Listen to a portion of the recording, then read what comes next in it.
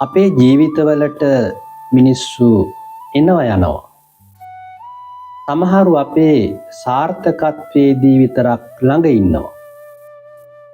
ඒත් ඇත්තටම අපේ නෑයෙක් එහෙමත් නැත්නම් අපේම කෙනෙක් මිත්‍රයෙක් කියලා කියන්න පුළුවන් කාටද?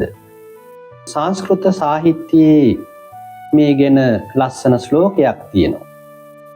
උත්සවේ ව්‍යසනේ චෛව දුර්භික්ෂේ රාෂ්ට්‍ර විප්ලවේ රාජද්වාරේ ස්මසානේච යස්තිෂ්ඨතිස බාන්ධවः. මේ ශ්ලෝකයේ තේරුම තමයි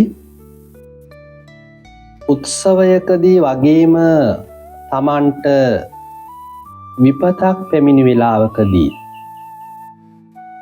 ඒ වගේම රටේ දුර්භික්ෂයක් හෝ සතුරු කරදරයක් ඇති වුණ මොහොතකදී අන්තිමට රජගෙදරදී ඒ කියන්නේ නීතිය ඉදිරියේදී සහ සොහොනේදී පවා යමෙක් ඔබ අත් නොහැර ඔබ ළඟින්ම ඉන්නවාද අන්න ඔහු තමයි ඔබේ සැබෑ ඥාතිවරයා, සැබෑ මිත්‍රයා. සල්ලි බලය තියෙනකොට ඕනම කෙනෙක් ළඟ ඉඳීවි.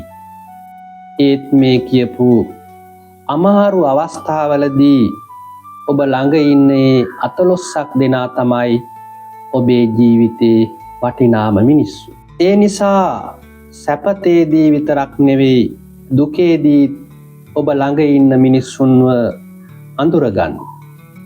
ඒ වගේම ඔබත් තව කෙනෙකුට සැබෑ බන්දුවරයෙක් වෙන්න නැත්නම් හොඳ මිත්‍රයෙක් වෙන්න උත්සාහ කරන්න. තෙරුවන් සරණයි.